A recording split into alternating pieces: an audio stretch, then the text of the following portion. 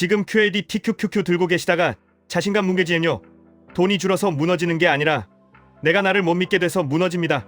계좌가 빨갛게 흔들릴 때 머리는 버텨야 한다고 아는데 손은 이미 매도를 누르고 싶어집니다.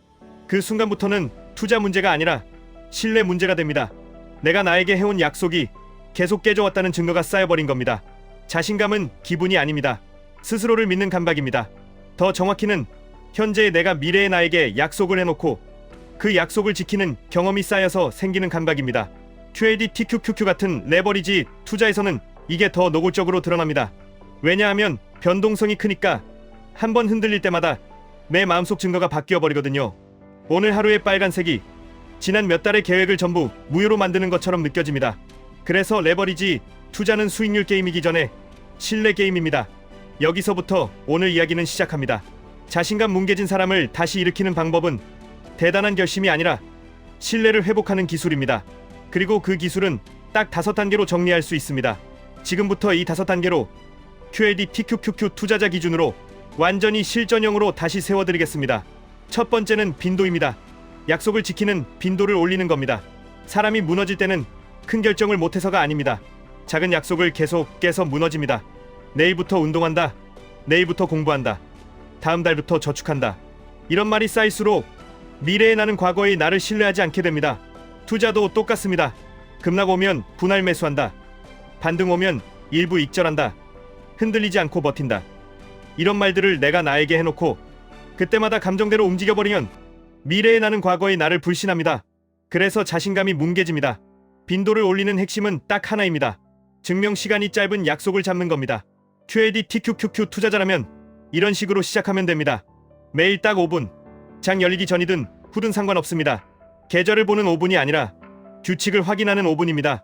오늘 내가 지킬 약속은 이것 하나입니다. 내 규칙을 5분 확인하고 기록한다. 여기서 중요한 건 수익이 아니라 약속 이행 기록입니다. 체크할 내용은 단순해야 합니다. 내가 오늘 충동 매매를 하지 않았는지, 내가 정한 매수 기준에 해당되는지, 내가 정한 매도 기준에 해당되는지, 해당이 안 되면 아무것도 하지 않는다. 이걸 매일 반복하면 미래의 나는 과거의 나를 다시 믿기 시작합니다. 신뢰는 감정이 아니라 반복된 증거입니다. 두 번째는 전문성입니다. 목표하는 난이도보다 한 단계 높은 실력을 갖추는 겁니다. 여기서 많은 분들이 착각합니다. 자신감이 없으니까 공부를 많이 해야 한다. 그래서 갑자기 하루에 2시간 공부하려고 합니다. 그러다 며칠 못하고 무너집니다. 그러면 더 자책합니다. 그러면 더 자신감이 떨어집니다. 이 루프가 제일 위험합니다. 전문성은 길게 쌓는 게 아니라 오늘의 약속을 지킬 수 있을 만큼만 확보하면 됩니다.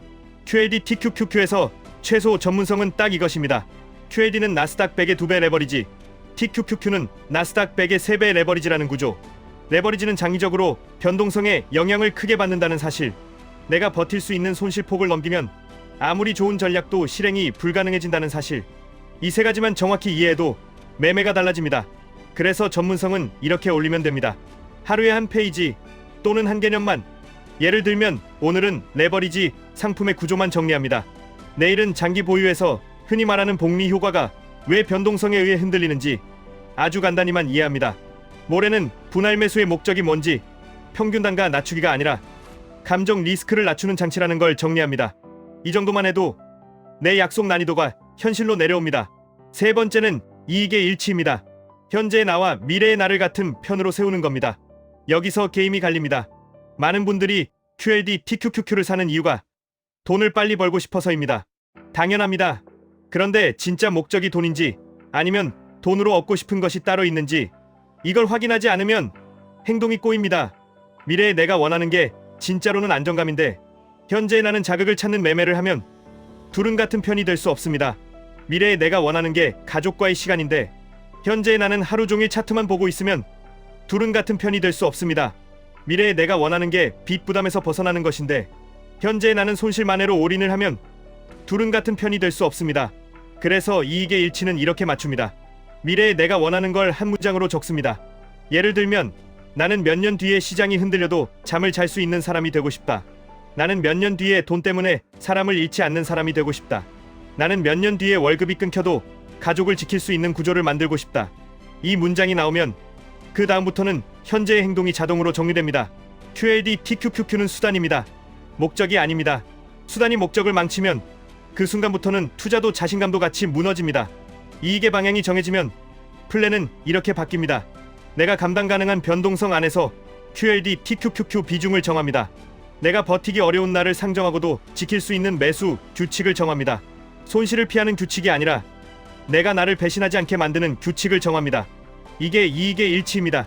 네 번째는 일관성입니다. 예외 없이 지키는 리듬을 만드는 겁니다. 신뢰를 무너뜨리는 건 큰 실패가 아니라 들쭉날쭉함입니다. 월요일에는 계획대로 하고, 화요일에는 감정대로 하고, 수요일에는 뉴스대로 하고, 목요일에는 유튜브대로 하고, 금요일에는 공포대로 하면 미래의 나는 과거의 나를 절대 믿을 수 없습니다. QAD TQQQ에서 일관성의 핵심은 행동을 줄이는 겁니다. 할 수 있는 걸 늘리는 게 아니라 하지 않을 걸 정하는 겁니다. 예를 들면 이런 식입니다. 나는 기준에 해당되지 않으면 매수하지 않는다. 나는 기준에 해당되지 않으면 매도하지 않는다. 나는 하루에 계좌를 몇 번 이상 보지 않는다. 나는 하락장에서 계획을 바꾸지 않는다. 나는 계획을 바꿀 때는 시장이 아니라 내 생활이 바뀌었을 때만 바꾼다. 그리고 일관성을 지키기 위해서는 처음에 목표를 너무 높게 잡으면 안 됩니다. 하루에 1시간 공부, 매일 운동, 매일 글쓰기, 매일 투자일지, 매일 차트 분석, 이런 식으로 하루를 꽉 채우면 결국 터집니다. 터지는 순간 자신감도 같이 터집니다. 일관성은 의지가 아니라 설계입니다. 내 캐파를 넘기지 않는 설계가 신뢰를 만듭니다. 다섯 번째는 경청입니다. 미래의 내가 진짜로 원하는 것을 찾아내는 겁니다. 사람이 무너질 때 가장 위험한 상태는 내가 뭘 원하는지 모르는 상태입니다. 그래서 그냥 눈앞의 자극을 따라갑니다. 레버리지를 더 올리고, 매매를 더 자주 하고, 커뮤니티를 뒤지고, 뉴스에 흔들리고, 그러다가 결국 스스로에게 실망합니다. 경청은 거창하지 않습니다. 하루 5분 기록에서 시작하면 됩니다. 오늘 내가 무너진 포인트는 어디였는지, 내가 가장 불안했던 순간은 무엇이었는지, 그때 내가 진짜로 원했던 건 수익이었는지 아니면 안심이었는지, 그리고 한 문장으로 정리합니다. 나는 돈이 아니라 불안을 줄이고 싶었다.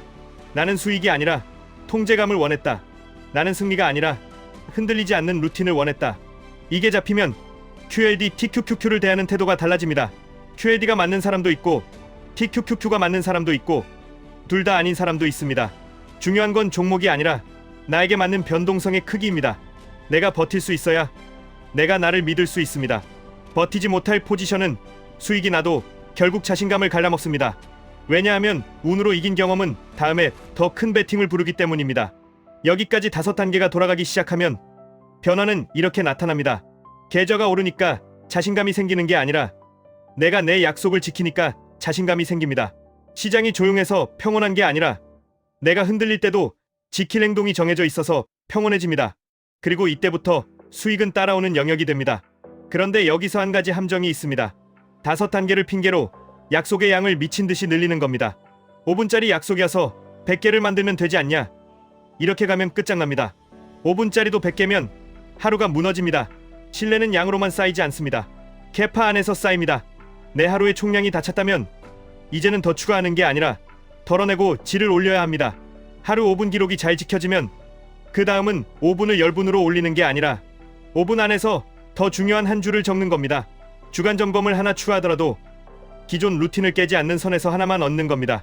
이게 진짜 일관성입니다. 이쯤에서 사람들이 제일 많이 묻는 말들이 있습니다. 지금 이미 손실인데 지금 시작해도 되냐는 말입니다. 지금 시작해야 합니다. 손실을 회복하려고가 아니라 신뢰를 회복하려고 시작해야 합니다. 손실은 시장이 주는 결과고 신뢰는 내가 만드는 기반입니다. 기반이 없으면 회복 과정에서 다시 무너집니다. 시간이 없다는 말도 많이 합니다. 시간이 없을수록 5분 루틴이 더 중요합니다. 5분은 시간 확보가 아니라 행동의 방향을 정렬하는 장치입니다.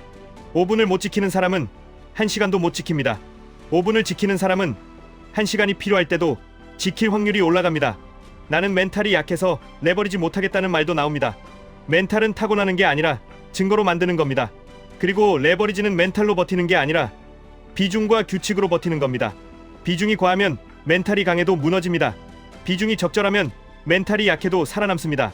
살아남는 경험이 쌓이면 그게 자신감이 됩니다. 마지막으로 나는 뭘 원하는지 모르겠다는 말이 나옵니다. 모르는 게 정상입니다. 그래서 경청이 필요합니다. 다만 바로 답을 찾으려 하지 마십시오.